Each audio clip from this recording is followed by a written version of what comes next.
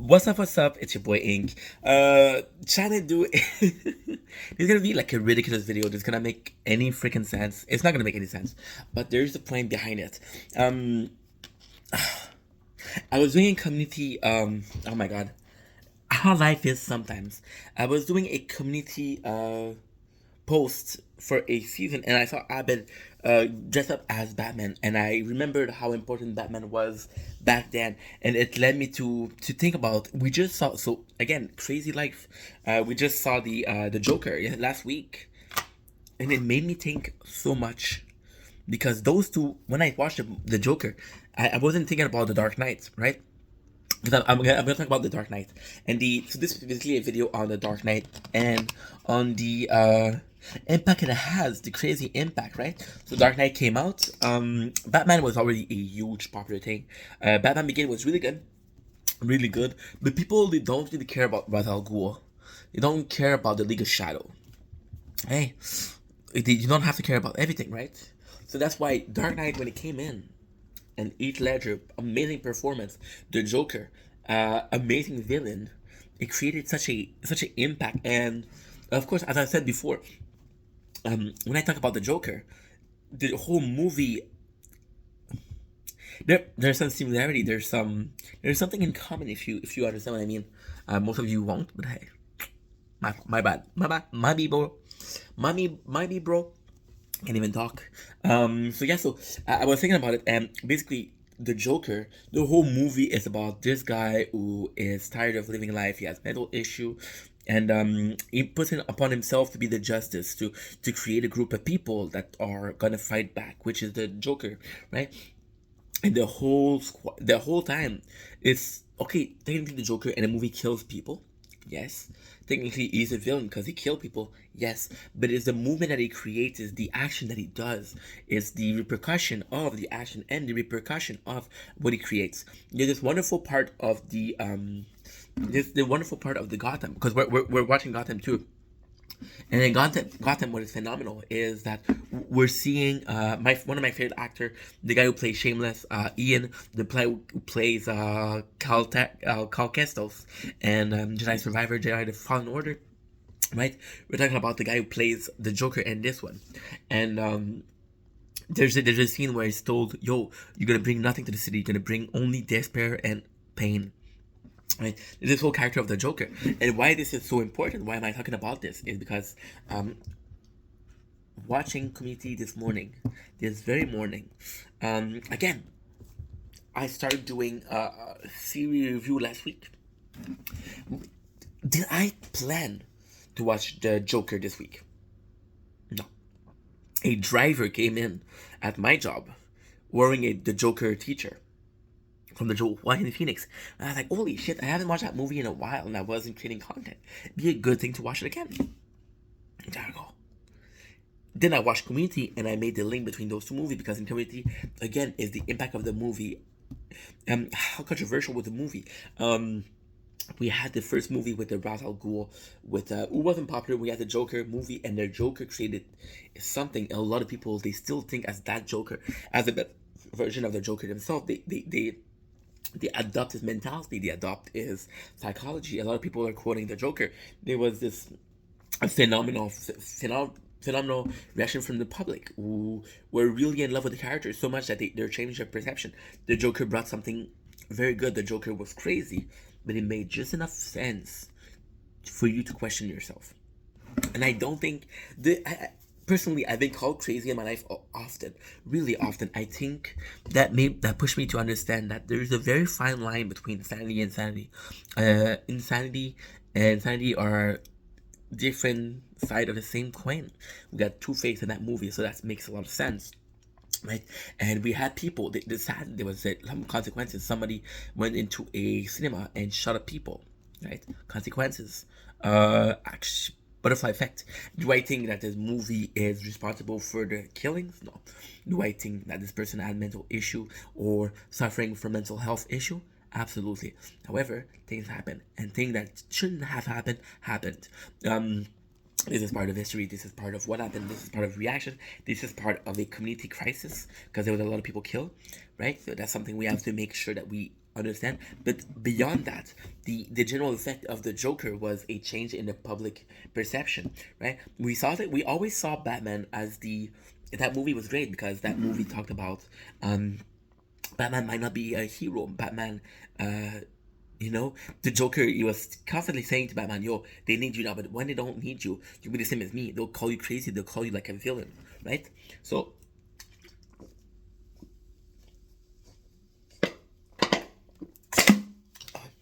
as a public, we understand that Joker is a villain. Batman is a good guy. But what if they were more similar than we thought? What if the line between those two, they were the same? And it really changed the perception. And all of this video is just to mention that, you have to understand that the way the Joker, the movie was and how good it was, it's because, bro, I don't even know where to start. In a weird way, the Joker movie with Joaquin Phoenix is about a guy creating a cult, creating a following, creating those, the people that are in sync with the Joker perception, in sync with the Joker psychology, perception, right? And on the other hand, we have the Batman movie that did that in real life. A lot of people, they related to the villain, and for the first time in a long time, people, the majority of I'm gonna say, okay, for the sake of this video, I'm gonna say majority. I have no clue. I'm not a stats guy. And besides, this was in 2014. We're 2024. 2023. It was 9 years ago. Chill. Right? So there was this majority, I'm not sure, that they believed, and they chose to relate to the villain instead of the hero. And Joker is a villain, but he's a very well written villain. Heath Ledger quotes in that film, all of those quotes. For example, everybody die. Everybody cries and screams murder when someone we love is getting killed. When a criminal or thug is getting killed, nobody bats an eyes. It's about there's some similarities. There's my apologies, some similarity with his character and the Joaquin Phoenix character. Very subtle, but still. For example, we have we have the fact that Heath Ledger said something along the line that I'm a dog. I chase a car. I don't even know what I'm gonna do when I catch up the car. I just like chasing about it. Do I look like a man with a plan? The Joker had this mentality, and in this movie, the Joker with Joaquin Phoenix is the very exact same thing. You see Joaquin Phoenix, who was just trying to defend himself. He didn't know he was gonna be killing those people in the subway, or he's gonna lead to where it is. He didn't know that killing Bill Murray was gonna let. Never wanted to kill Bill Murray. He was a fan of Bill Murray. Of course, he did kill him, but when he killed him, he said nobody bats an eyes with somebody like me is getting killed. When Thomas Wayne is getting in trouble, everybody cries, right? And it's a very similar, kind of different between the police officer and the firefighter, but Thomas Wayne was representing the good of Gotham, right? And even let's push this a little further with Robert Pattinson Batman, where we learned that the mother of Bruce Wayne had mental issue, and Thomas Wayne required the help of a gangster to help him hide that. Thomas Wayne wasn't this white knight. He wasn't that white knight, and I think this is why Batman being the Dark Knight is so cool, because Dark Knight, he's not afraid to break law. He's not afraid to be like a kind of like a villain, to stop villain, right? He's right along the side of people who fight. He fight people. He breaks their bones. He doesn't kill, but he breaks bones. He's not a perfect character. He's a hero for sure. He's a hero that we need, not a hero we want, but he's still not ethically without flaws.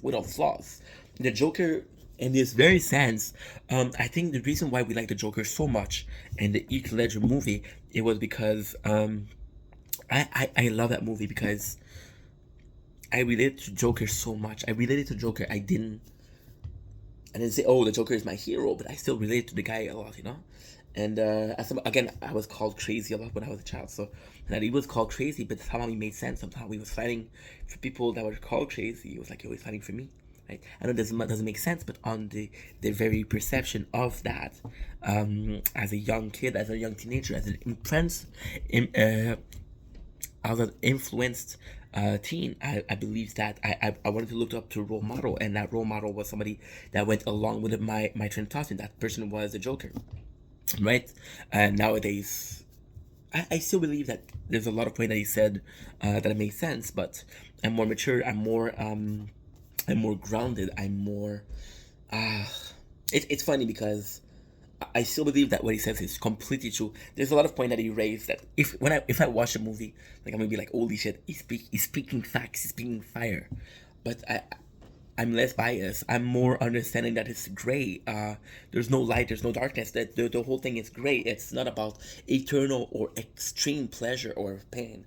It's about having a just middle, a just ground, a just situation where we're constantly living in between. And I think that's it. I think the Joker speech is true, but it's a he calls himself an agent of chaos. I don't think for example, he calls himself an agent of chaos, right? And he says that chaos might be ruthless, but it's fair.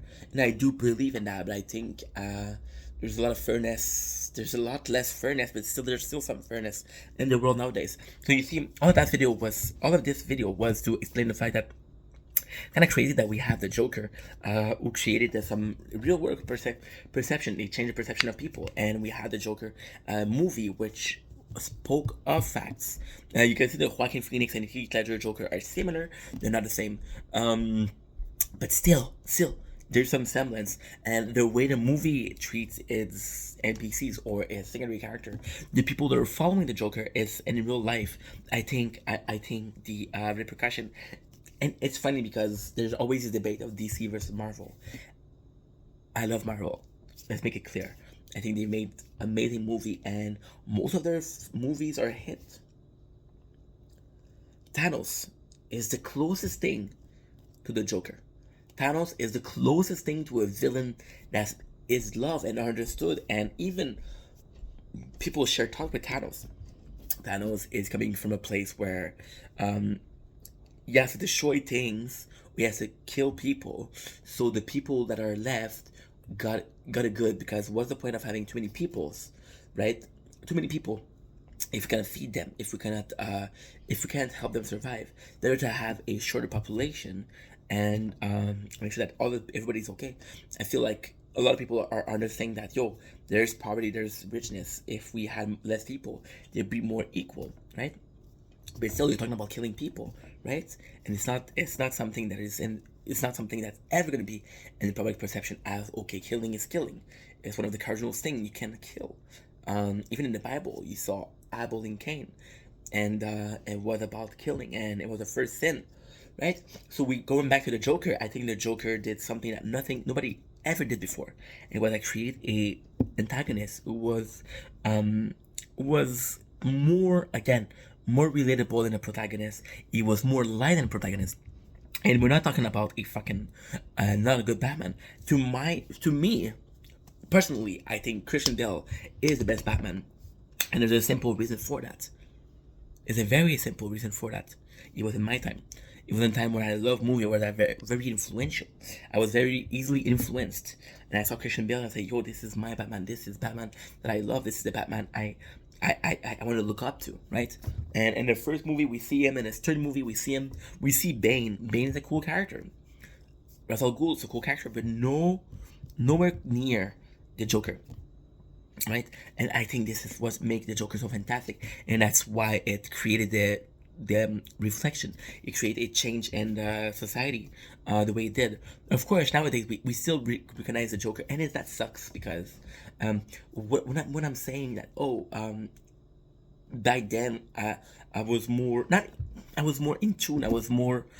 I'm gonna say the truth. I was more obsessed. I was drinking the words of the Joker like nectar, and it's sad because I wasn't the only one, and there was a lot of people that were like me. And nowadays we talk about the Dark Knight, and it's still a great movie, but nobody remembers. Nobody remembers the way it impacted the world, and we have a movie that is Joker, which is basically the same thing, and yeah, I think this is a super super cool video to make because, again, is the similarity between the impact of the Joker in the real world and the impact of Joker in the movie, and the way they merge together. why this is so phenomenal, why this is so important, why this is something that is so important. And something I love talking about is that you you have charismatic people, right? There's some people that did horrible stuff. There's a lot of people that did horrible stuff. I think Adolf was charismatic. I think American Psycho, Christian Bale, Patrick Bateman was charismatic. There's a lot of people that got away. Ted Bundy, a killer, he was charismatic. Those people did horrible thing. Charles Manson, charismatic. Those people did a horrible thing. Yet they were charismatic, and they got people to follow them. There's a line of movies. So I'm a cinephile. I love movies. I love shows. I love content, media, consuming content, consuming media. I love it. I love it. But it really influenced me. For example, there's a phrase in Harry Potter, the first movie, where Harry is getting a wand, the same wand. Well, the wand was made from the same material as the one from Voldemort. And there's something he says. Voldemort did great thing, horrible thing, but he did great thing. So I think the Joker. I also somebody that believes also in intention versus. If you have a good intention, if you have a bad intention, doesn't matter what you do. If somebody steals, but you have to provide for his family. If somebody lies, but it's to protect somebody. When I was a kid, I was lied to about Santa Claus. Did my parents read? There's a school of thought that said, "Oh, well, you should lie to your child about Santa Claus because they'll behave." The school of thought that believe that children should believe.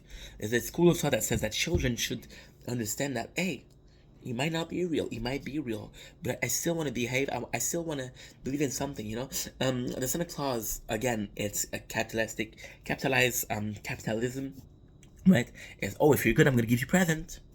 But it's also good for the child because you believe in something. You believe in something greater, right?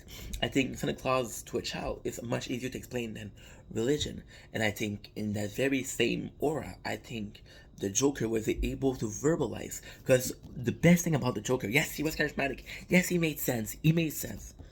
But he was able to verbalize pain. He was able to verbalize chronic problem in our society. Mental illness. You can travel in parts of the town of my town, where most towns, and you can see homelessness. You can see that people in the street, people in parks, who have clear mental issues, and they're not being taken care of because, again, nobody cares. Nobody gives a fuck if nobody or somebody that nobody cares about is in pain. This the second somebody that we care about is in pain, we scream. You know. There was a very good picture with Steve Jobs. Steve Jobs, who created the iPad, when he died, people, they were up in flames. They were like, "Oh my god, I can't believe that such a great person died." Yeah, it did change the face of technology. The very fact that I have this phone is touchscreen, right? Maybe this would have happened later on, but it all stemmed from the first touch phone, and the first touch phone was what? It was an iPhone. Right? He did that, and I understand that it's a sad thing that he died. The people were up in flame when in other countries people die every day and nobody gives a shit, right? So again, the simple fact that it was this Batman effect, the Batman, the way it impacted the world, I think is because deep down we understand that we need change, and deep down we are not willing to accept that sometimes the bad guy might be the one saying the truth. We're not ready to admit that, hey, life isn't as good as we pretend. A lot of people, they want to pretend like they have this perfect life. They showcase their kids on social media. They showcase their perfect life, but nobody has a perfect life. And I think the Joker did that. The Joker said, "Hey, it's okay. I have a shitty life. I have a different school stuff, and it's okay." And I think this is why the movie was such a success. Is this video is called the Joker effect for a reason. Is the effect that it had on society, the way it changed perception, the way people understood that, yo, if I'm relating this much to this character, maybe he's saying something I know deep down, right? And I think the Joker with Joaquin Phoenix, they just express that perfectly. It's not normal that a guy. So again, the movie doesn't express how much time has passed, but for this guy to have this many followers so easily is a clear problem. People don't understand that Joaquin Phoenix. Okay, again, this is a movie, right? It's a movie that's not real. But there's a perception, there's a reality behind it. The Joker was charismatic, yes, but he got those people to follow them, not because what he was saying is true, what he was saying what made sense, but it's most likely because there was a problem. Because nobody's willing to fight if there's no problem. Why fix something that's not broken? The only reason why is because we're not willing to admit it's broken. We're seeing it and we're thinking it's working. Guess what? As long as we don't have a problem, as long as we don't have deep rooted issues, as long as our life is not affected, a broken thing will still look like it's working perfectly fine. We're all cog in a system. We're all cog in a broken system, right? But our life don't change. We go to 9 to 5. We're wage slave. Wage slave is when you have to work to survive, and all of this is fine because this is a reality. We need people to participate in society. We need people to participate, and we need a working society. We need people to repair a bridge. We need people to work on construction. We need people to be bankers, lawyers. We need doctors. We need nurses. We need cooks. We need restaurants, right? We need to have grocery store. We need to have fast food store. We need to have coffee store. We need to have barbers. We need to have mechanics. So many things are needed in the society, and for that thing to happen, well, we have to convince people that we need to act like that. And to convince people to act like that, then what we need to do is create a system where the only way you're gonna be able to survive, the only way you're gonna be able to pay your rent, to pay your food, to pay for electricity, to pay for water in certain country, water, something we need to survive. Can you go 3 days or more without waters? So if you don't work, you have 3 days to live. That's what they want you to understand, right? That's what you're supposed to understand. That is a sad reality, right? So we're all part of the system, and we're not willing to accept that some part of the system are broken. Because again, we're just a clog. And as long as we're turning, as long as the cog next to us is turning, as long as the cogs surrounding us are turning, we're not willing to accept the bigger picture. That bigger picture is that system is broken, and unless it affects us, we're not willing to fight for it. And in the Joaquin Phoenix movie, it's people understanding that the system is broken and we need to fight for it. We need to change it. Am I saying we should change it? Am I saying we? Am I saying that? I'm saying, yeah, there's part of it that's broken. There's part of it that's working perfectly fine, right? But in the end, in the very, very end, it's not about how you change it, it's how you live, knowing that you're part of the system. For example, right now I work a 9 to 5, right? My dream is to make videos. And a part of me knows it's to escape the 9 to 5. Part of me is wants to make video to be able to express myself. Part of me wants to make video because I'm a creative guy and I want to be able to create, right? I understand that I need to be participant in the I don't understand that I have to be part of the system. I understand I have to be a cog because again, the system might be broken, but it needs a cog. It has to work. Otherwise, it's chaos. And chaos again is unfair. It's ruthless, but it's fair. I do like the system we have, and I understand it's not fair. My problem with the system isn't the system itself, is the cognitive. For example, we see people stealing from stores, stealing from. There was a place. It was a couple months ago. It broke my heart because we had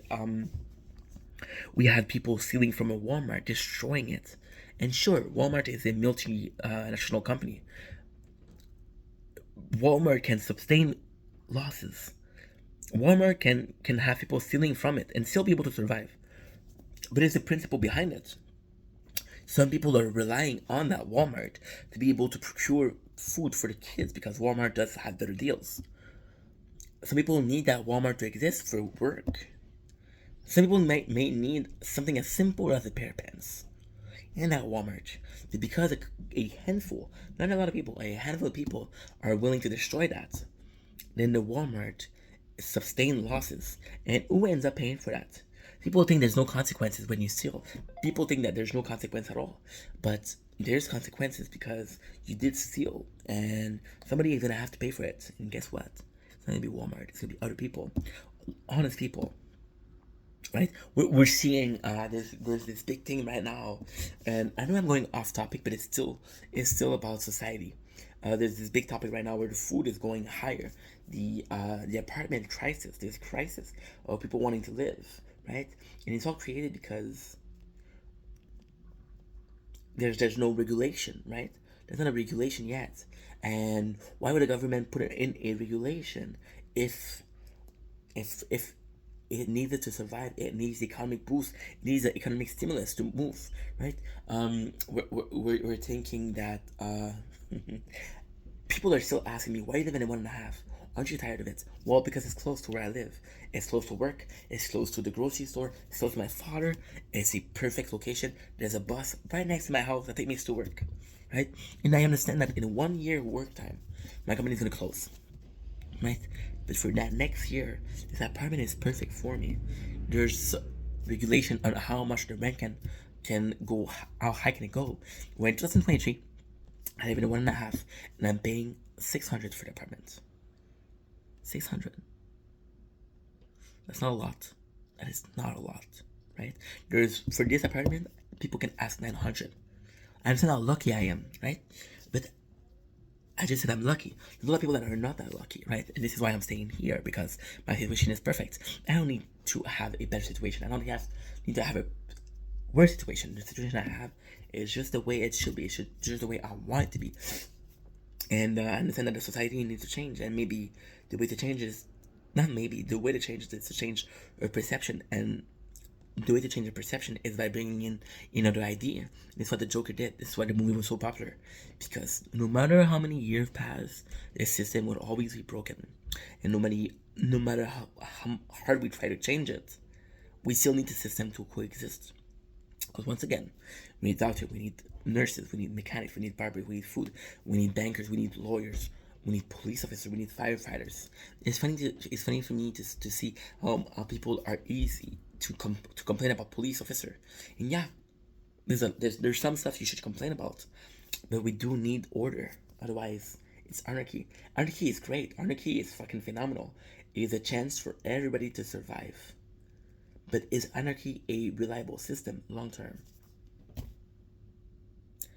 The moment we'll know, it will be too late. The moment we'll understand, it would have been past the return points. And yeah, there's a Joker effect. It's changing mentality. It's a 27-minute video just out of, oh, there's some similarity between the second movie and the Joker movie. It's more than that.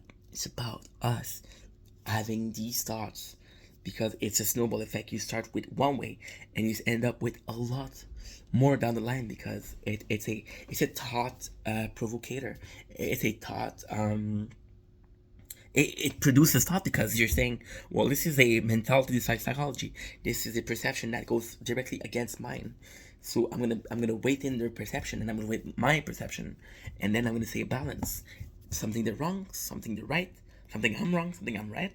And again, it's understanding that it's in between those. It's gray. There's no white, there's no black. It's gray. The second you understand that it's gray, you're willing to accept that a normal situation beats a lot of time a perfect situation. Why? Because a normal situation, you can rely on it. A perfect situation may never happen. You never know. It was your boy. Stay weird. Stay fucked. This world is fucked, so you should say it's fucked too.